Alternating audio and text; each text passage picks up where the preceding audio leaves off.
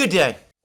Today is Sunday, 17th August 2025, and we are in the high noon of hysteria, panic, confusion, rumour, speculation, and spinning following the Alaska summit between President Putin and President Trump of the United States. The amount of stories, exaggerations, distortions that are coming and appearing all over the place about what the two presidents actually discussed and what was agreed between them is, as I fully expected, enormous. And perhaps it's important, before we move forward with this program, if we exercise a little simple skepticism and perhaps look at what we know, what we can actually say definitely the two presidents did in fact agree upon. Now, I would suggest that if we look not just at what happened at the summit meeting itself, but what happened over the previous 2 weeks or 10 days, we can say the following, that two things we can say definitely have happened. First, the various threats coming out of the United States from Donald Trump, from Lindsey Graham, from Richard Blumenthal, from various others, that the United States would impose massive tariffs and sanctions upon Russia and its various trading partners unless the Russians agreed to a peace deal with the Ukrainians within, various constantly changing deadlines, but the one that we were eventually left with was the 8th of August. Well, that threat has been dropped, and that plan, at least for the moment, appears to be abandoned.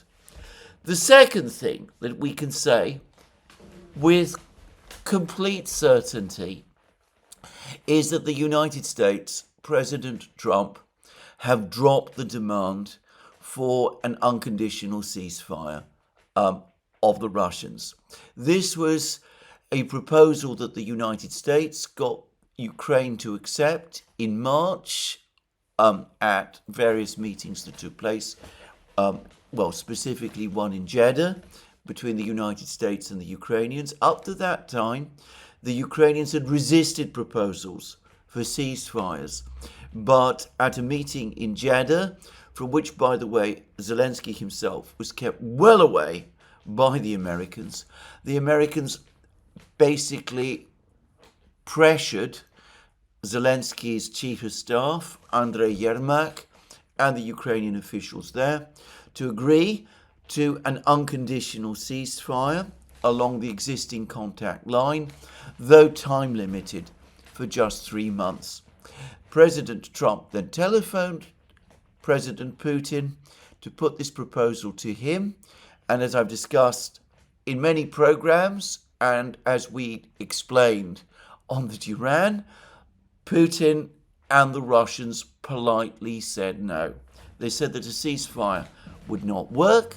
They set out the various nuances, as they liked to say, about the ceasefire, and they made it clear that they would only consider a ceasefire if the Western powers committed to stopping all military aid and intelligence assistance to Ukraine during the period when the ceasefire was in place.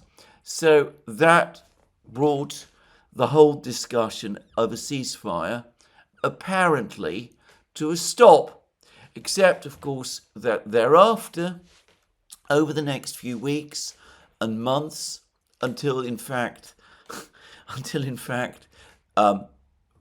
Friday, the official position of the United States, the official position of the President of the United States, continued to insist on a ceasefire.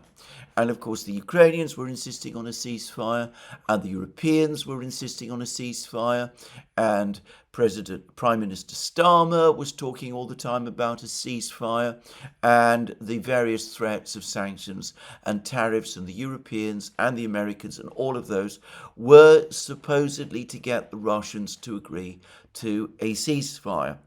Except at the meeting on Friday, the United States retreated and dropped the demand for a ceasefire.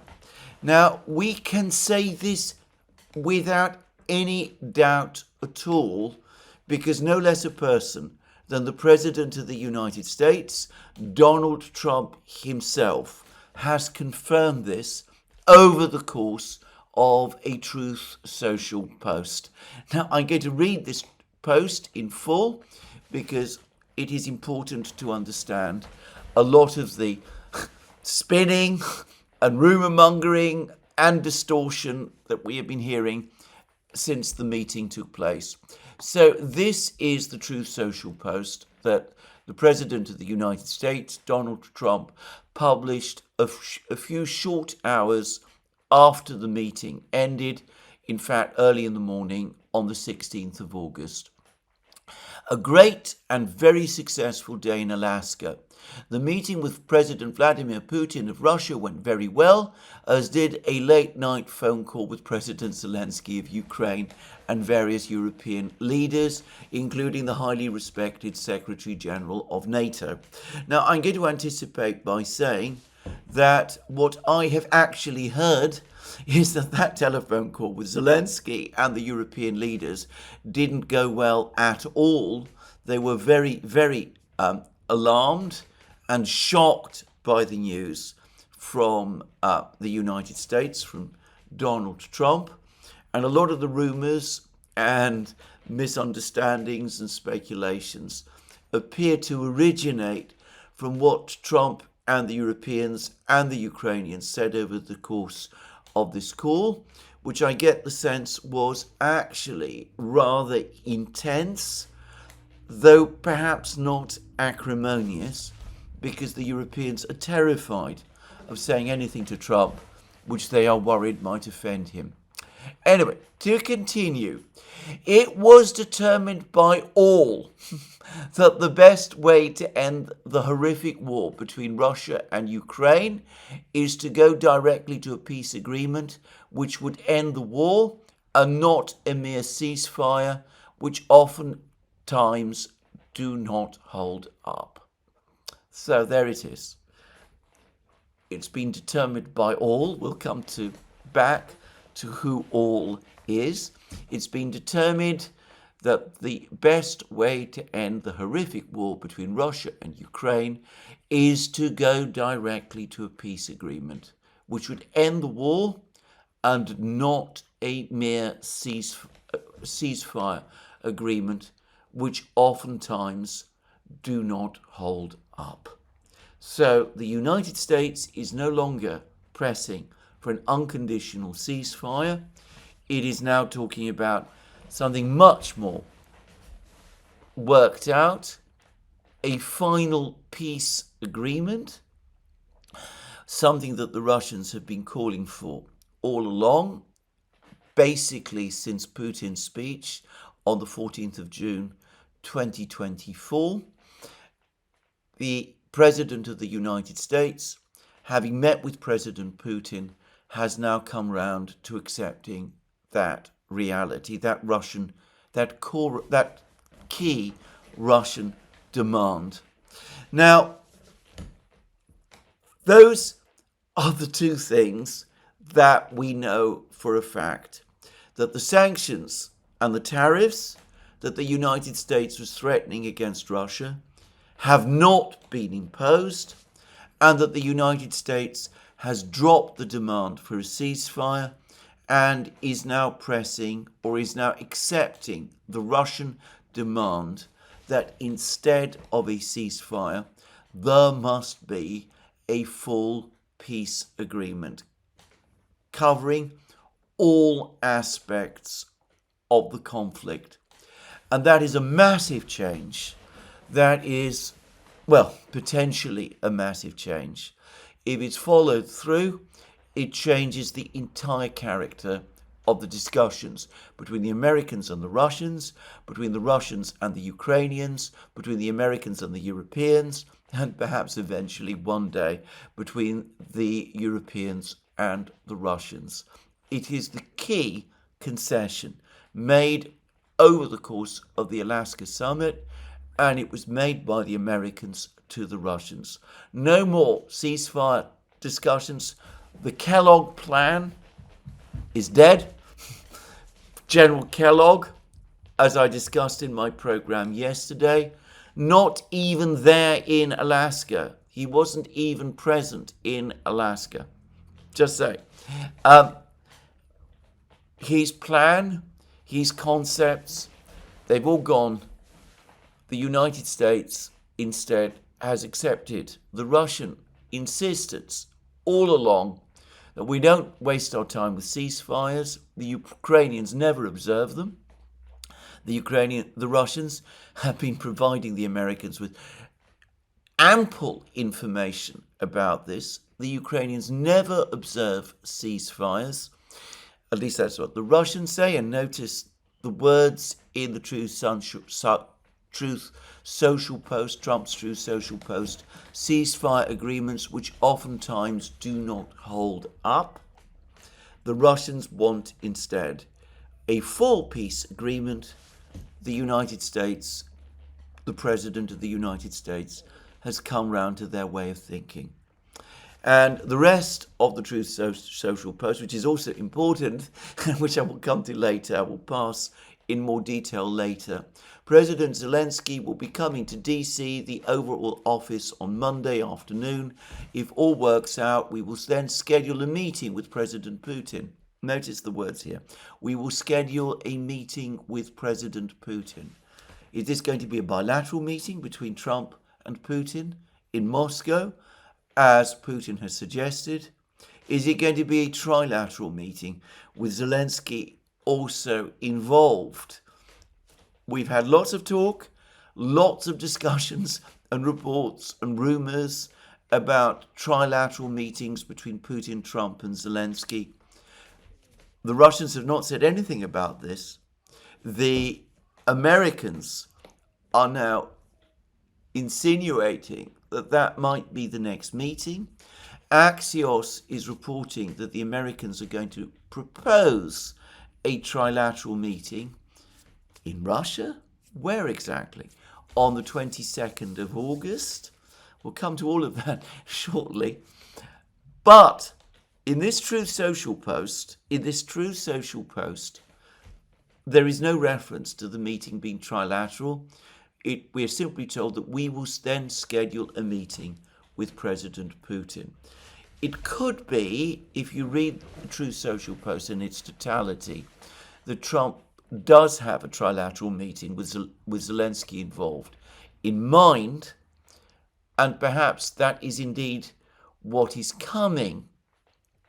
But that's not what the Truth Social Post says.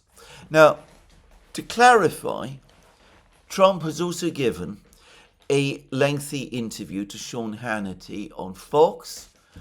He said that things like land swaps and security guarantees and other things were discussed between himself and Putin at the meeting in Alaska. But in most other respects, he is extremely vague. He was, even in that interview, I thought, rather vague about the detail. And then the Truth Social Post says, potentially millions of people's lives will be saved. Thank you for your attention to this matter. The key words, the key point here from this Truth Social Post is that the United States and Russia are now agreed that the way forward is not a ceasefire, but a negotiated settlement of the entire conflict, with the implication being that the war will continue in the way that it is currently continuing until that agreement is made. Now, those are the two things we know. There's an awful lot else floating around on the internet at the moment. Not just the internet, the media at the moment. There's all sorts of ideas and suggestions and things that President Putin is supposed to have offered and which President Trump is supposed to have agreed to. Let's deal with the most commonly mentioned one. There's a huge amount of debate, discussion, reporting about how President Putin apparently offered President Trump a ceasefire in the event that the Ukrainians withdrew entirely from Donbass. The proposal supposedly from Putin was the Ukrainians withdraw from Donbass, there is a ceasefire, the front lines be frozen in Zaporozhye and Kherson region, and the Russians return to the Ukrainians the territory they control in Dnipropetrovsk, Kharkov, and Sumy regions.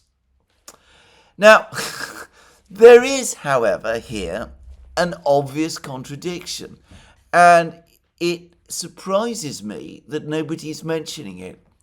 We are told that Putin has made this offer, a withdrawal, a ceasefire in return for a withdrawal by the Ukrainians from Donetsk region, except, of course, that Trump himself says that the Russians don't want a ceasefire and told Trump that the way forward is by reaching a complete peace agreement to which Donald Trump has supposedly agreed to. Now, on the face of it, there is a clear contradiction. Putin says no to a ceasefire, but then, subject to a Ukrainian withdrawal from Donbass, he offers a ceasefire. Now, you can come up with arguments. You can say that there are ways round this. After all, in the speech that he gave to the foreign minister on the 14th of June 2024, Putin did say that if the Ukrainians agreed to withdraw from the 4 regions and agreed also to abandon their quest for NATO membership, then there could be a ceasefire to facilitate Ukrainian withdrawal from the 4 regions. So you could say that that was what Putin proposed on the 14th of June 2024, and this is a variant of that. You could say that, but it still seems to me that this contradiction requires a certain degree of explanation. And so far, no one is giving it.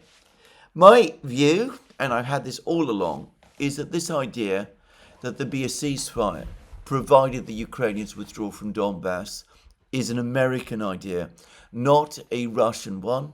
As I have discussed in several programs now, it is an idea which I think the Russians have indicated that they would entertain if Zelensky and the Ukrainians were to agree to it, which of course at the moment they are categorically not doing. But I doubt, given the Russian stance, which is that there has to be a complete peace agreement, not just a ceasefire, that the Russians would propose such an idea themselves. And there is not a hint anywhere from any Russian official or any Russian statement that they did or would propose anything along these lines at all. Just saying. In fact, as I also pointed out a few days ago before the summit meeting, the Russian Foreign Ministry reiterated that the Russian claims for the moment continue to be the entirety of the four regions. And as any number of people are pointing out, are the threads to my programs, in emails to me, and as they're pointing out in many other places, it's not actually for Putin to decide on the status of the four regions, because the territory of the four regions is included as Russian territory in the Russian constitution. Now, there might be ways around that. There might be ways of getting the Duma to change the constitution. I'm not going to explore that now.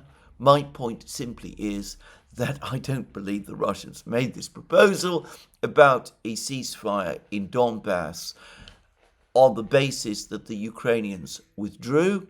I think it is much more likely that this is an American proposal which the Americans are floating and which the Russians have said that they will consider if the Ukrainians, whose army is in fact fighting in Donbass, ever make it. Anyway, that is one. There are other things too.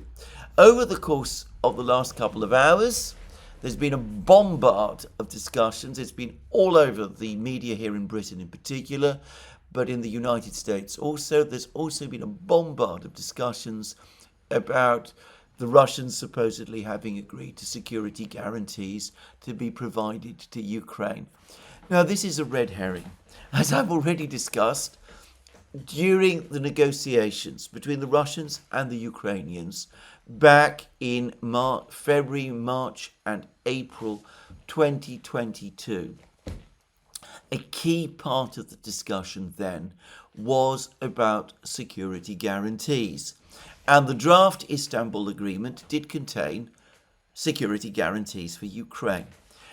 And the guarantor state, by the way, one of them at least, was going to be Russia. Another was going to be China as well. And the guarantors, including Russia, had certain rights. So they could object, for example, to the deployment of military forces on Ukrainian territory, foreign military forces on Ukrainian territory. They could object to the establishment of military bases on Ukrainian territory. As I pointed out at the time, these guarantees in effect gave the Russians a veto power over foreign troop deployments and the establishment of foreign bases on Ukrainian territory.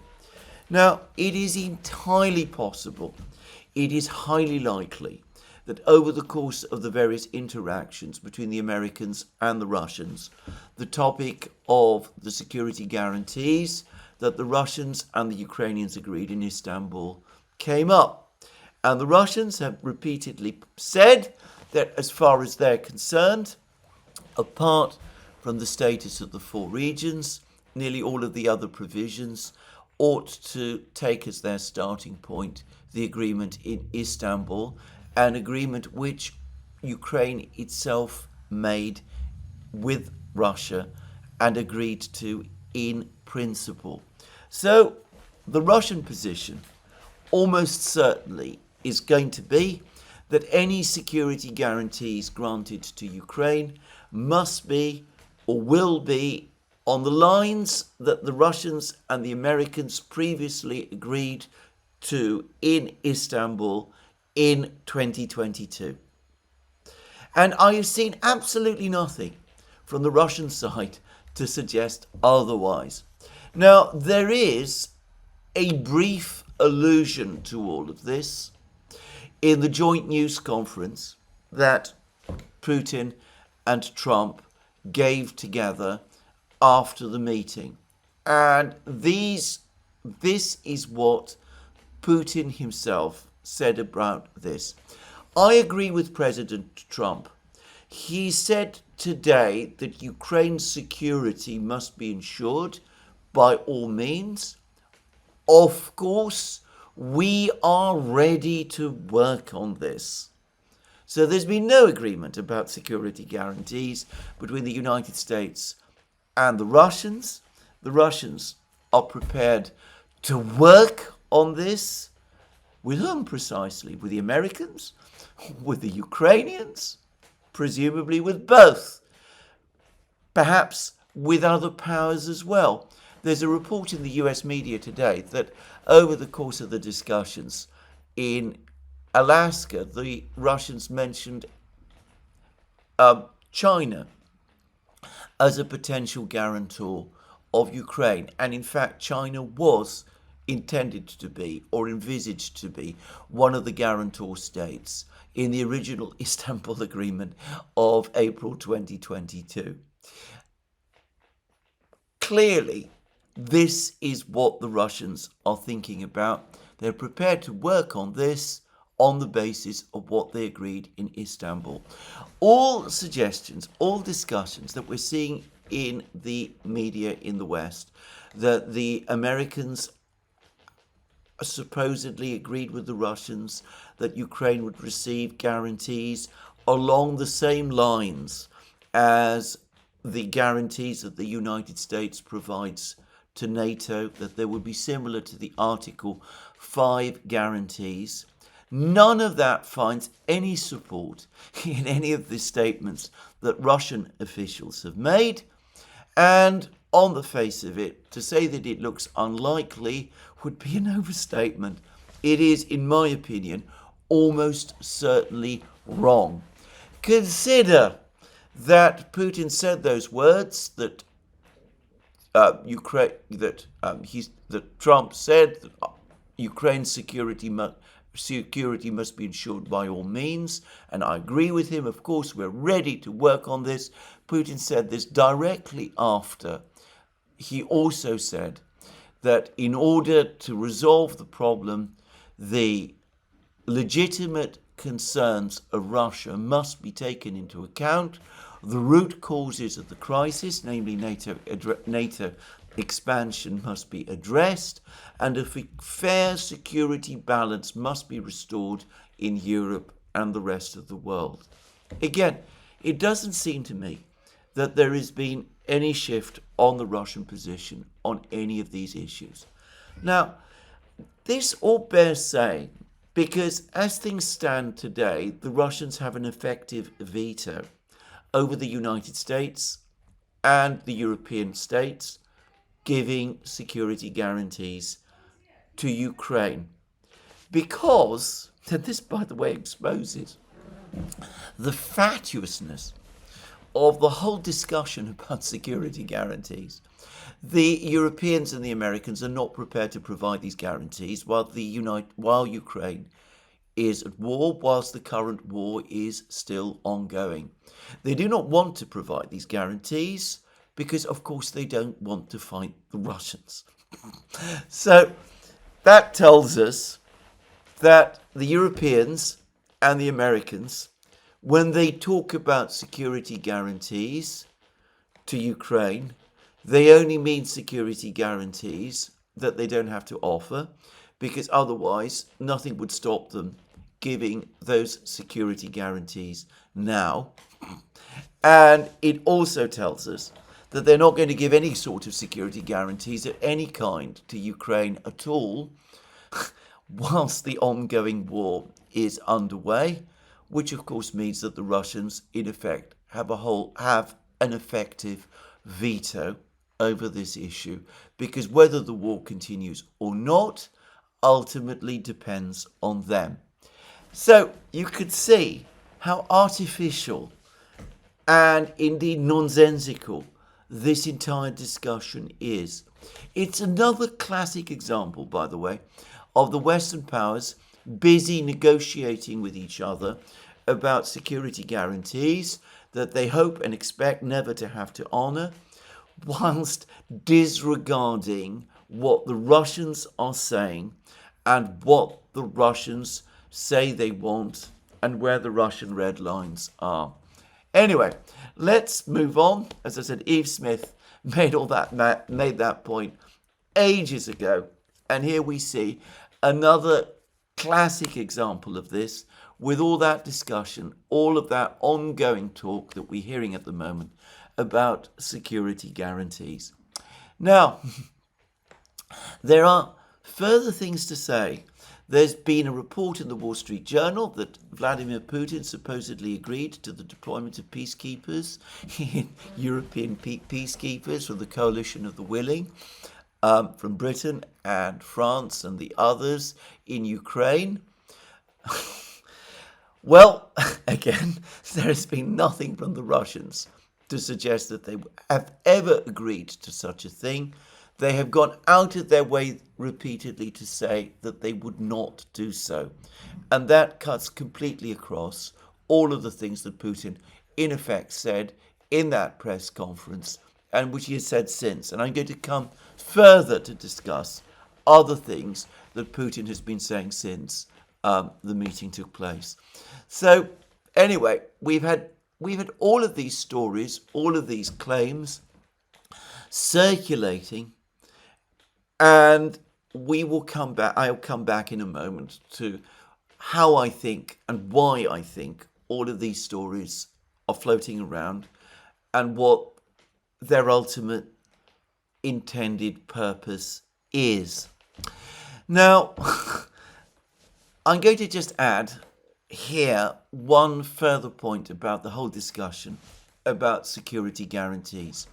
I've been reading article after article after article in the media that Ukraine was given security guarantees by the Budapest Memorandum back in, was it 1994, in return for its giving up its nuclear weapons. Any discussion of security guarantees for Ukraine that makes those claims about the Budapest Memorandum, and there's been endless numbers of them, really is not worth the paper it is written on or the oxygen in which it is expressed. Because, to repeat again, Ukraine was not given security guarantees in return for giving up its nuclear weapons by the provisions of the Budapest Memorandum, because the Ukraine did not have nuclear weapons. The nuclear weapons on its territory at that time were controlled and belonged to Russia. And the Budapest Memorandum contains no reference to security guarantees provided by any party to Ukraine. Again, I suspect that some of the people who are writing these things about the Budapest Memorandum are probably doing so in good faith and in ignorance. Some people, however, are being intentionally manipulative and deceitful. But if one cannot even get something as simple as that right, then there is really no point in taking seriously what all of these people are saying about giving Ukraine security guarantees. I would add, by the way, and quickly in parentheses, that if these people do generally believe that Ukraine was given security guarantees by the Budapest Memorandum way back in the early 1990s, I don't understand why they're wasting time talking about security guarantees now, because assuming that there ever had been such security guarantees, we see that they meant absolutely nothing, because the war duly took place and the security guarantees, which of course never existed, made apparently no difference. Anyway, I don't want to waste more time on this totally synthetic and fictional discussion, which, as I said, has no basis in any reality at all. I'm going to just quickly make one point here, though, about the Budapest Memorandum. Again, one of the interesting things about Western officials is how they complain constantly about how whenever there is a meeting with Putin, he brings up what these people say are matters of history, which are supposedly irrelevant to the issues at hand. I've seen Francois Hollande, the former French president, say that. Michael Clark, very ubiquitous commentator on Ukrainian affairs, who one reads and hears an awful lot of here in the media in Britain. I've seen reports about this, commentaries about this, about how Western officials who meet with Putin, Macron, by the way, himself has said this, how Putin talks to them about the history of the conflict and how their eyes glaze over as they have to listen to Putin with his reams of facts and points about the background to the conflict. I've read, well, actually, it was Michael Clark who actually said that it's very difficult to deal with Putin because he has all of these facts at his fingertips, and none of his Western interlocutors have the facts immediately to hand so that they can rebut or refute what Putin is saying. This is such a perfect example of the postmodern Western approach to negotiations, that you go into a negotiation and you completely disregard everything that has happened before. You don't actually sit down and look at and learn about the Budapest Memorandum, the negotiations and the agreements that were reached in Minsk, the prior history before that. On the contrary, you complain angrily when the other side does. The past, the history, is irrelevant, apparently. The only starting position is today, and of course the starting position today must be based on the West's interpretations of current events. Now, obviously, such an approach to negotiations is not going to work and is not going to be accepted by the Russian side. I would just point out how bizarre it actually is. If we're talking about Western leaders of the past, Churchill, for example, who took history incredibly seriously. Indeed, he actually fancied himself a historian, even though he had no academic training whatsoever, and certainly would not have been considered a historian by the academic community. De Gaulle, another person. These people were steeped in history, and they took history extremely seriously. And before they started any kind of negotiation to end a conflict like this, they would go to enormous lengths to familiarize themselves with every detail, every fact of the history leading up to the crisis that they were having to deal with now. But of course, Western leaders never do. And when someone else comes along and tries to point out the history and the facts to them, instead of trying to learn from what this person is saying and to take it into account, they become offended and they object to it. The reason, one of the reasons we are in this crisis today is because Western negotiators, Western officials, Western leaders persist constantly in taking this approach.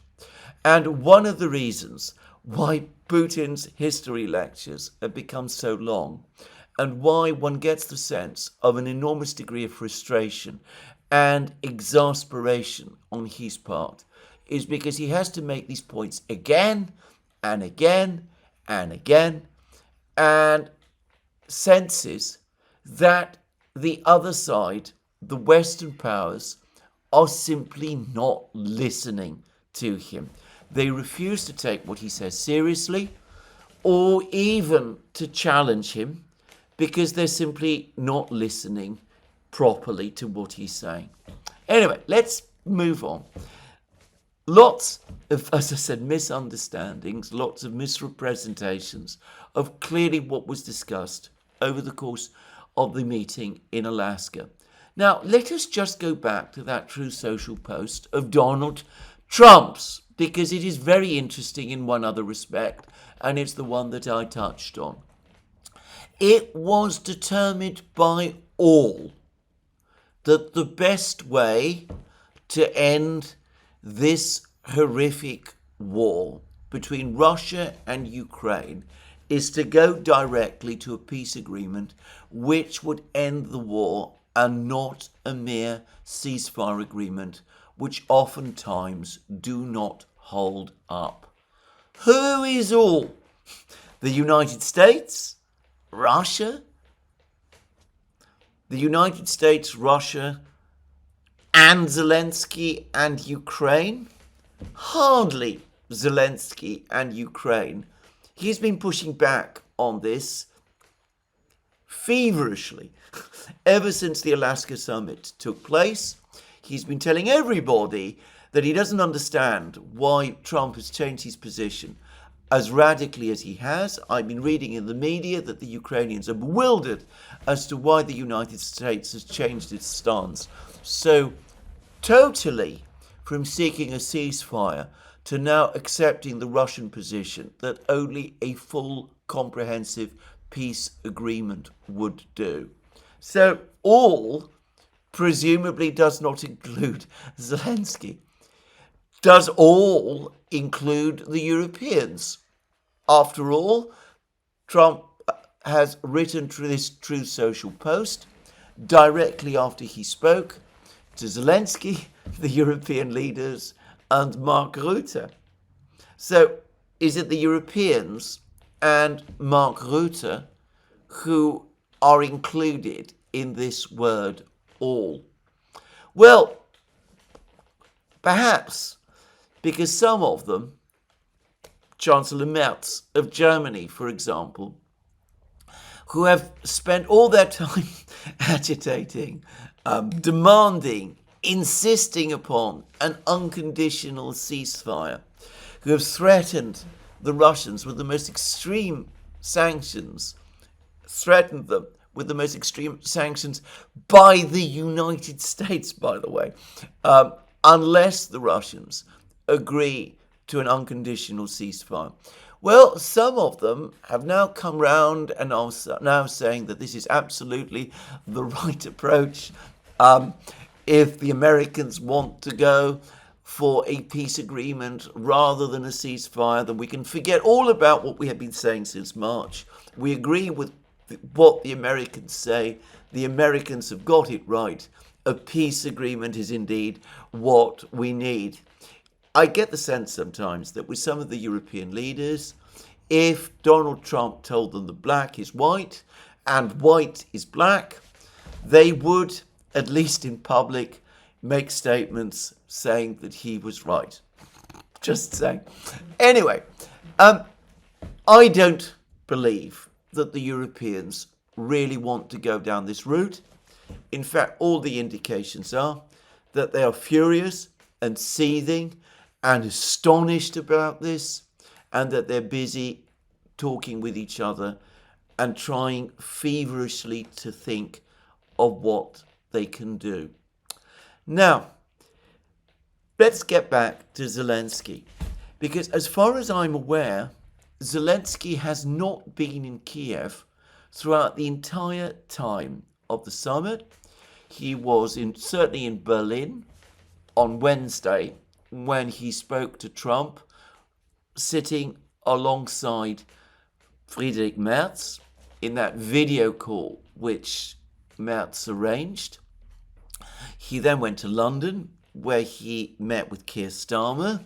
And by the way, Keir Starmer did again hug him, and it did indeed happen outside Downing Street. Well, you can see some of the photos, not the hug itself, I believe, but I have read reports in the media in Britain that the two men did indeed embrace or hug, all very touching. Anyway, it seems that, well, Zelensky is now in Brussels.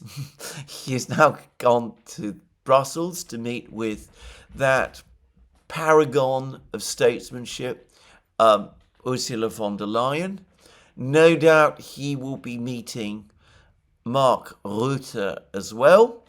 As I said, throughout all of this crisis, he has been in Europe. He has not been in Kiev for a single day or a single hour, at least not so far as I could see. Nor apparently is he intending to return to Kiev until sometime next week, because, as Donald Trump said in this Truth Social post, Trump has now invited Zelensky to Washington and intends to meet Zelensky in the Oval Office, and that meeting is going to take place on Monday afternoon. President Zelensky will be coming to DC, the Oval Office, on Monday afternoon. Now, that doesn't sound to me like it was actually an invitation at all. It looks to me more like a summons. And perhaps remembering what happened in February when Zelensky went to the Oval Office and got news from Trump and Vance that he didn't want to hear, that the United States was not going to provide Ukraine with security guarantees in return for the Mineral Rights Agreement or anything like that. Well, over the course of that meeting, as we all know, a huge and public row took place. Anyway, probably remembering all of that, the European leaders are in an absolute panic. And they've had a whole series of feverish meetings. They don't want Zelensky to go to Washington on his own. They're probably very scared about what demands Trump is going to make to the Ukrainians, to Zelensky at this meeting.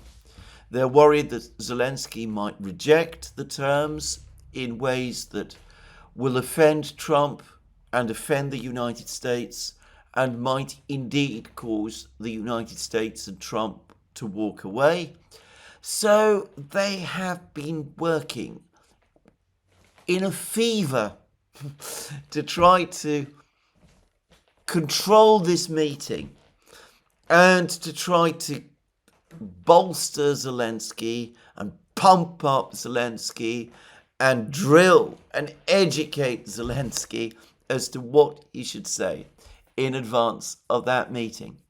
So there's been a whole hurried set of meetings by European officials. There was a meeting first of European ambassadors from the Committee of European Ambassadors of the European Union.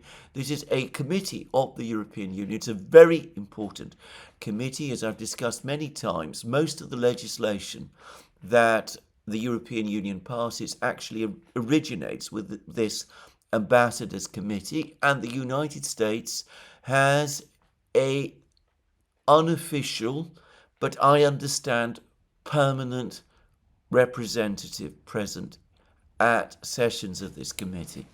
Anyway, this committee met.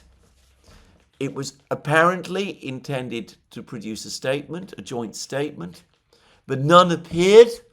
Then Ursula von der Leyen, apparently alarmed by the fact that no statement did actually appear, then managed to get the key European leaders to publish a statement. And I will read what it says. It's on the European Council, but to repeat again, this is not a statement of the European Council, because the European Council itself, which is of all representatives of all of the member states, clearly wasn't able to agree a statement.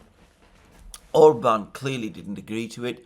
Fico didn't agree to it either. Fico, by the way, is saying that yes, Ukraine should be given security guarantees, but so should Russia. An idea which actually makes complete sense, but which the Europeans not only would not have wanted to hear, but which would have gone down with them like a lead balloon, just saying. Anyway, the European Council didn't publish this statement because all European member states have to sign up to a statement published by the European Council. But in the absence of the European Council, Ursula von der Leyen was able to get the following European leaders to sign off on this statement. Statement by President Macron, Prime Minister Meloni, Chancellor Merz, Prime Minister Starmer, President Stubb, that's the President of Finland, who has suddenly been given an outsized role in this whole affair. Difficult to understand given Finland's small size and small role in European economics and politics, but never mind. Presumably it's based on the belief that Stubb and Trump have some strong, good working relationship with each other. The basis of this, by the way, is claims made mostly by President Stubb. Just saying. Prime Minister Tusk, Prime Minister of Poland, increasingly unpopular leader, by the way. President Costa, that's the President of the European Council, and of course President von der Leyen herself. And this statement was hurriedly published directly after the telephone call between the Europeans and Zelensky and Donald Trump. Trump, of course, puts his own spin on what a wonderful call that was in his Truth Social post, which I've just read. The Europeans clearly didn't feel that the call went well at all, because they set out a statement in which they attempt to set out red lines for the President of the United States. And the statement reads as follows. Early this morning, President Trump debriefed us and President Zelensky following his meeting with the Russian president in Alaska on 15th August 2025. Notice that they don't refer to President Putin. The use of the word Russian president is an unusual courtesy. Until recently, they always simply spoke of Putin. Zelensky himself, by the way, has started to modify his language, clearly in order to avoid bringing the wrath of Trump down on himself. He has, I noticed, started to refer to the Russian leader. The Ukrainians apparently are now starting to spell Russia with a capital R. They'd got into the habit of using a small r, silly things like that. But anyway, the Europeans were doing the same. Anyway, to continue. Early this morning, President Trump debriefed us and President Zelensky following his meeting with the Russian president in Alaska on 15th August 2025. Leaders welcomed President Trump's efforts to stop the killing in Ukraine, end Russia's war of aggression, and achieve just and lasting peace. So already we can see that they're trying to skew the narrative because they talk about Russia's war of aggression. Trump has avoided using any words like that. And of course, as I've discussed in many programs, when the Ukrainians and the Europeans use the expression just and lasting peace, they mean Russia's acceptance of Ukrainian and European terms. And then they go on to say this, as President Trump said, there's no deal until there's a deal. So there's no deal yet. We're going to decide what the deal is. Otherwise, why insert those words into the statement at all? As envisioned by President Trump, the next step must now be further talks, including President Zelensky, whom he will meet soon. Well, maybe that's what Trump wants. But here I'm going to say what the Russians have said about the whole idea of a trilateral summit between Putin, Trump, and Zelensky.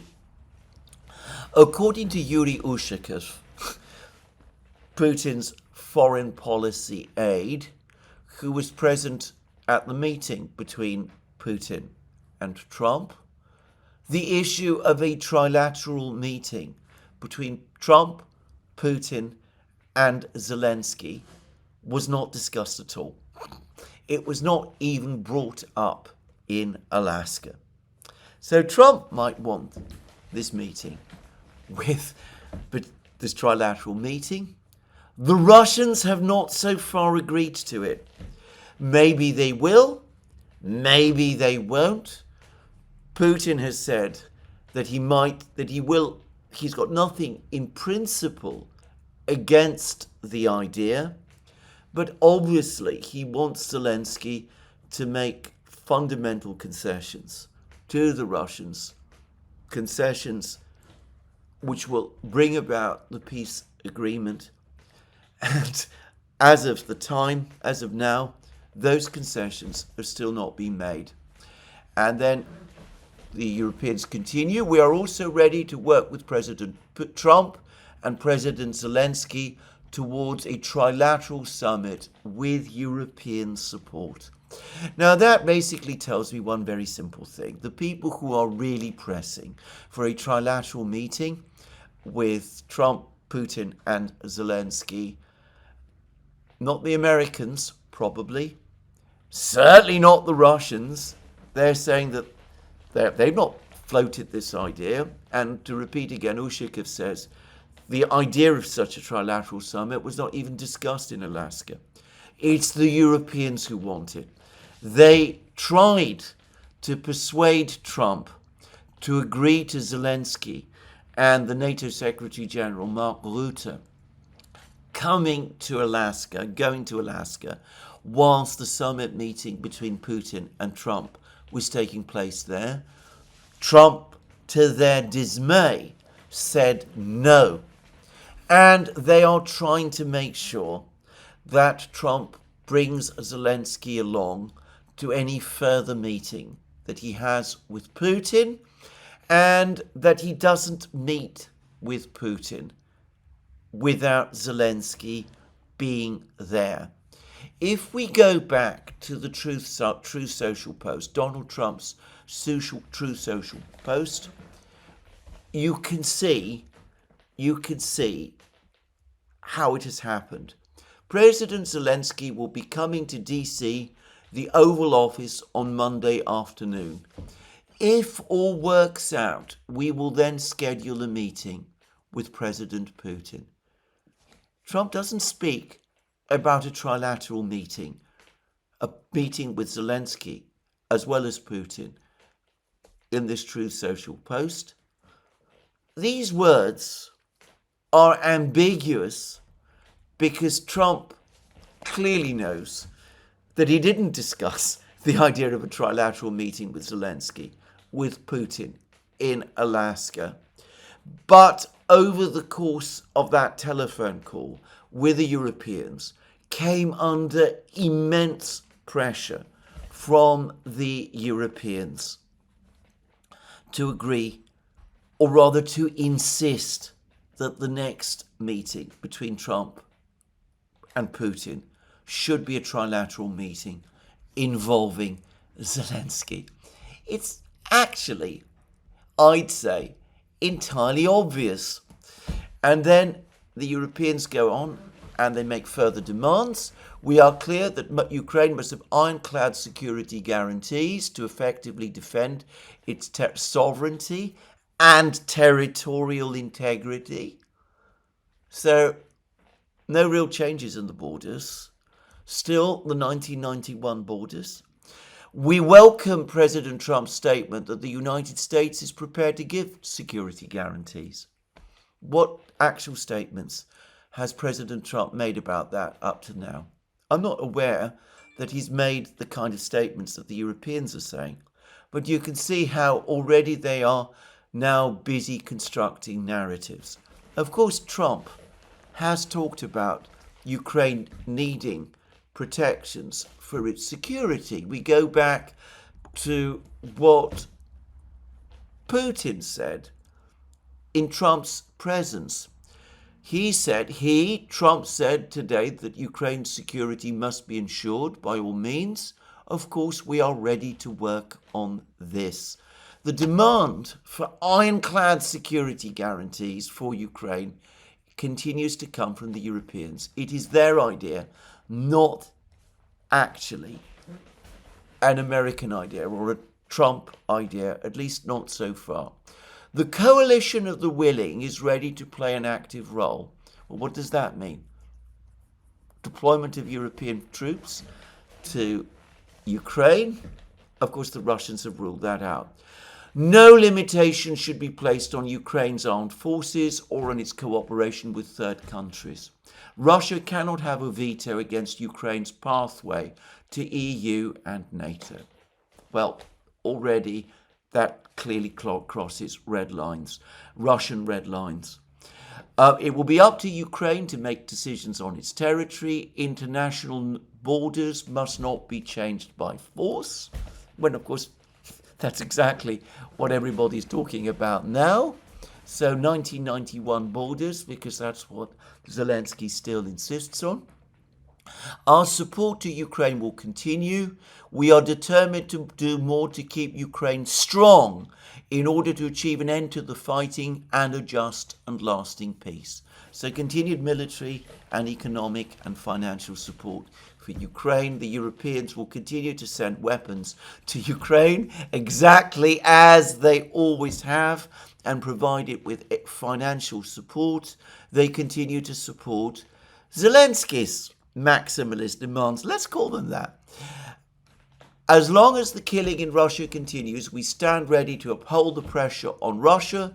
We will continue to strengthen sanctions and wider economic measures to put pressure on Russia, to put pressure on Russia's war economy until there is a just and lasting peace.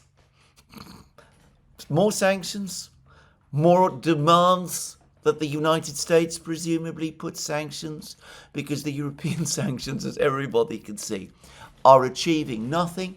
And then, of course, Ukraine can count on our unwavering solidarity as we work towards a peace that safeguards Europe's and Ukraine's vital security interests. The Russians have ridiculed this statement.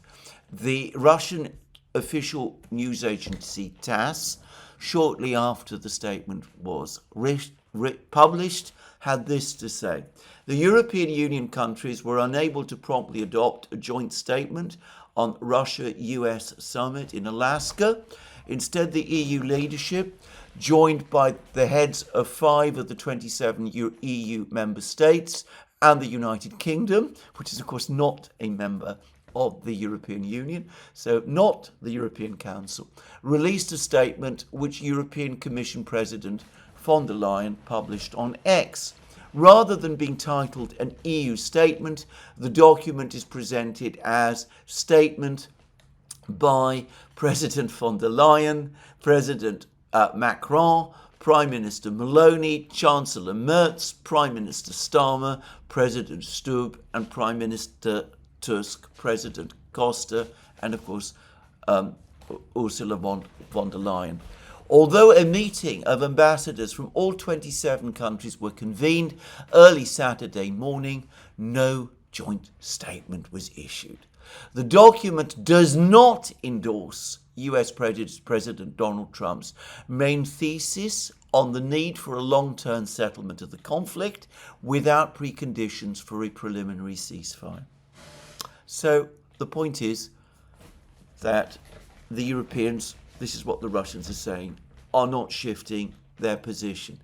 And then the final comment from TASS, in substance, the final text does not introduce a new peace proposal, but instead reiterates Brussels' familiar talking points from pledges of military supplies to calls for, inverted commas, a just peace. Well, there it is. Now, it's gone further because, of course, the meeting of the ambassadors, the EU ambassadors, failed to deliver anything, and Ursula von der Leyen rushed out this statement, which is, again, another attempt not just to support Zelensky, but to return Trump to the path of EU and neocon orthodoxy, just to say.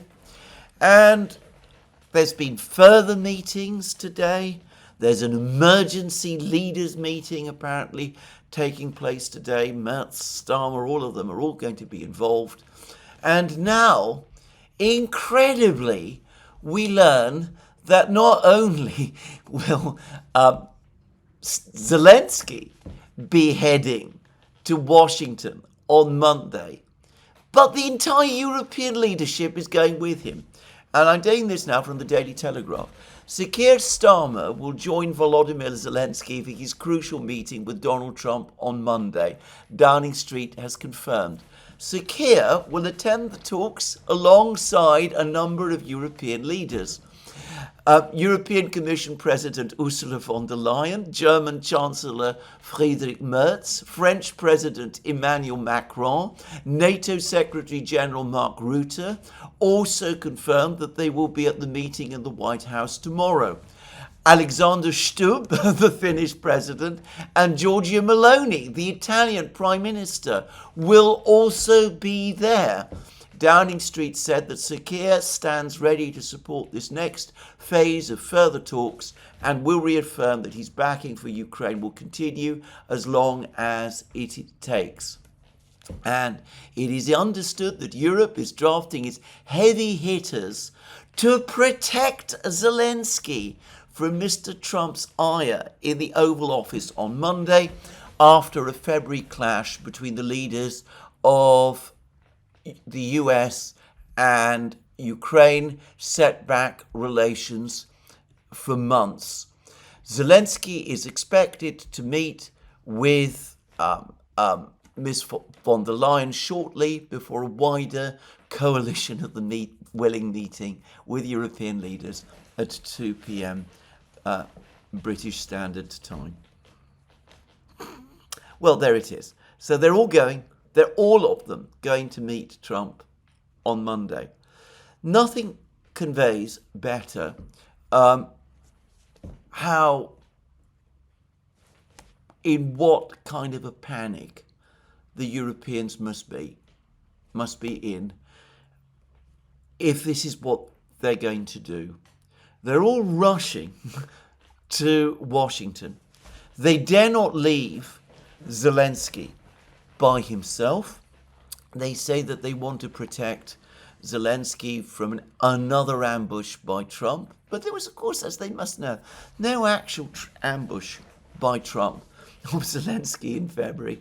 This is another narrative myth that has been created. It's been debunked by all sorts of people. If you want to watch the footage of the famous February Oval Office meeting, it's absolutely clear that it was Zelensky who was looking for a fight, spoiling for a fight, in fact, and who provoked the entire row.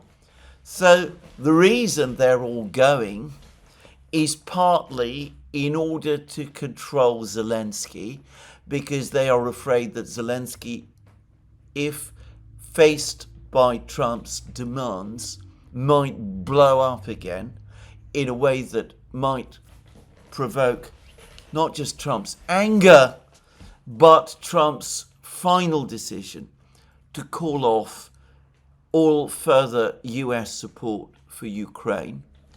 And of course, what the Europeans are also trying to do is that they're trying to put the pressure on Trump, all of them together, the whole group of them, Zelensky plus all of the Europeans, to basically return, as I said, to neocon and EU orthodoxy, to insist that the next meeting between Trump and Putin should be a trilateral one, to insist that Zelensky must be there, to say that the Europeans must also be in attendance in some form as well. The Europeans, to their intense vexation, were also kept away from Alaska, and to make all of these impossible demands of the Russians. NATO, Ukraine in NATO, Ukraine in the EU, territorial integrity, in other words, the 1991 borders, all that. So, a showdown is being prepared between the Americans and the Europeans and the Ukrainians tomorrow in the Oval Office. Now, here I have to say, it remains to be seen how Trump is going to react. The atmospherics of the meeting in Alaska made it absolutely clear that Trump is far happier talking to Vladimir Zelensky than he is talking to Vladimir Putin. Sorry, that he is far happier talking to Vladimir Putin. Correction. Far happier talking to Vladimir Putin than he is to Vladimir Zelensky. My own sense is he doesn't like Zelensky at all. For example, when there was that meeting in Rome on the occasion of the Pope's funeral, Trump cut that meeting short so that it also lasted 15 minutes. Trump doesn't like it when the Europeans gatecrash his meetings. Again, if we go back to that meeting in Rome, Macron wanted to play a role, he wanted to participate, and Trump basically told him to get lost. But this time, apparently, that's not going to be possible. They're all going to turn up and they're all going to meet Trump on Monday. Now, Larry Johnson, on his invaluable blog, Sonar21, recently made a very important point about Trump, one which I believe is true. It was already said, as I remember, in a book about Trump written by the American journalist Byron York. This is that Trump, contrary to what is often believed about him, doesn't actually like confrontations. He doesn't like getting into shouting matches or anything of that kind. In meetings, he is often insecure and goes out of his way to try to emoliate and to be gracious to his interlocutors. That often leads him to say things to them which go beyond perhaps what he really intends and to appear to agree with them. There have been any number of occasions when that has happened.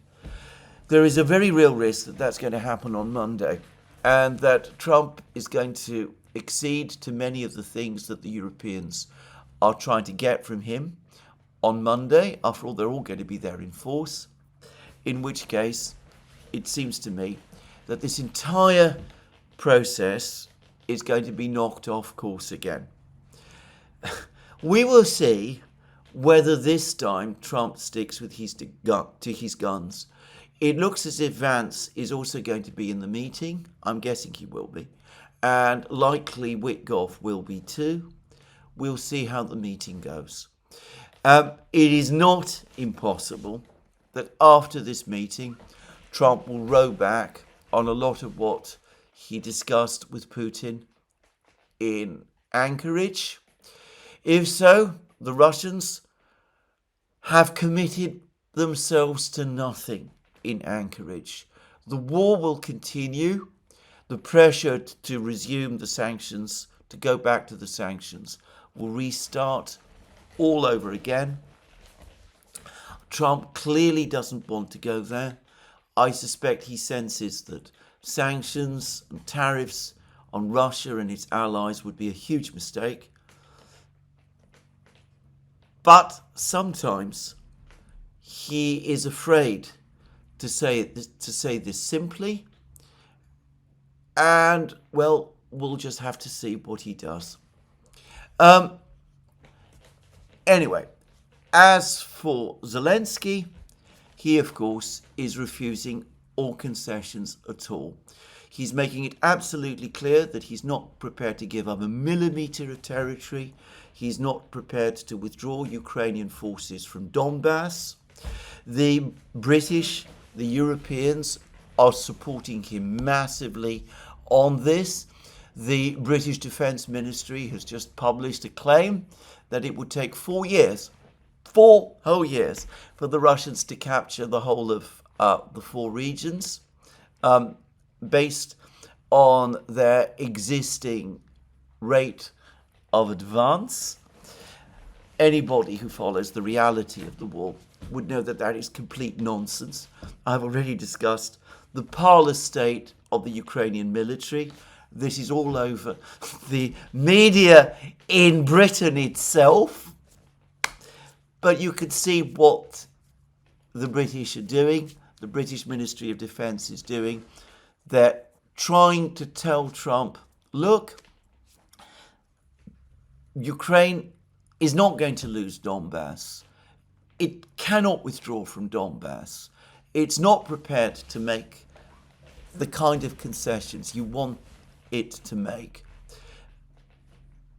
You made a mistake agreeing to Putin's demand for a peace settlement. Let's go back to demanding the ceasefire. Let's go back to what we had previously agreed or appeared to agree, and to forget everything else, to forget everything that you talked about with Putin in Anchorage. Well, as I said, if that does happen, the Russians will continue the war. They made no commitments in Anchorage. They're not bound to anything that might have been said there. And as for what they did in fact say, well, Putin has perhaps given us a slight clue. He had a massive meeting in the Kremlin on his return, and the meeting at which all of the major power brokers of Russian affairs were present. I'm not going to list them this time, but all of the people that we've talked about, Mishustin, the Prime Minister, Medvedev, the Shoigu, Peskov, Belousov, the Defense Minister, Lavrov, Medinsky, Nabulina, the intelligence chiefs, Gerasimov, they're all there. Anyway, Putin briefed them about what actually happened in Alaska. And by the way, this is what he had to say. I would like to note from the outset that the visit was timely and quite useful. We discussed all our interactions in virtually all their aspects, with a focus, of course, on achieving a fair resolution of the Ukraine crisis. So they didn't just talk about Ukraine, they talked about a lot of other things as well: economic cooperation, arms control, no doubt the situation in the Middle East, all of those things. We certainly had an opportunity to discuss the origins and causes of this crisis, which we did. It is the removal of these root causes that must underlie the settlement. So Putin, again, provided his long discourse about the origins of the crisis, about the root causes, NATO expansion, and all of that. And he said that these root causes must be addressed so that a settlement can be made. And he then went on to say this: we did not have direct talks at this level for a long time. Let me reiterate, we had a chance to convey our position in a calm and detailed manner. We definitely respect the US administration's position, which wants the hostilities to stop as soon as possible. So do we, and we would like to move forward with settling all issues by peaceful means. The conversation was very frank and substantive, which, in my opinion, moves us closer towards making necessary decisions. Now I will give you a detailed overview of the conversation. I'm ready to answer your questions, if you have any. Notice that he's using the word conversation. He's not talking about negotiations again. He's not talking about agreements. I've already said that, in my opinion, the Russian word he used, which people have looked at as referring to agreements, is perhaps better translated as understandings. Anyway, that's my take, and I'm not an expert on that kind of Russian syntax. But anyway, I said previous to the meeting on Friday that the major Russian objective, the major Russian purpose at the meeting was to explain things, all things, to Trump and to the Americans.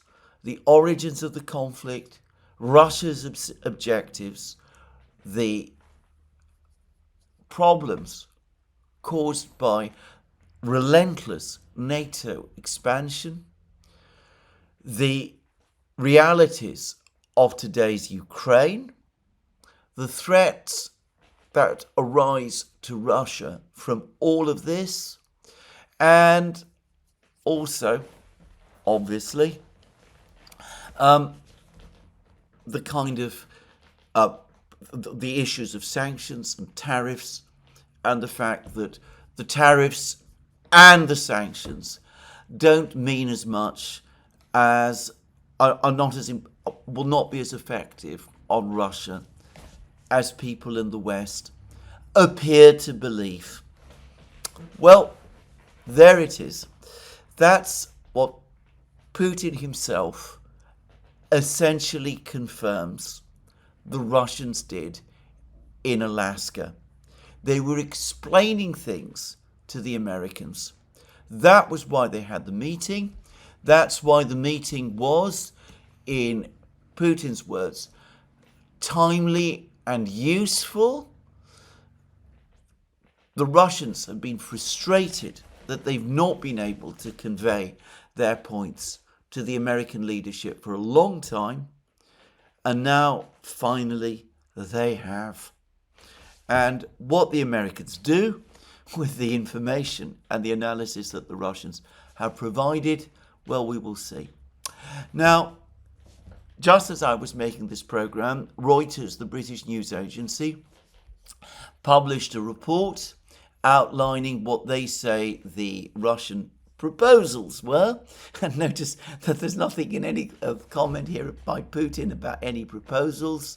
We're told, and this is the account, that the Russians propose that there be a ceasefire, that the Ukrainians, if the Ukrainians withdraw from Donbass, that the front lines be frozen in Zaporozhye and Kherson, that the Russians return the small slivers of territory that they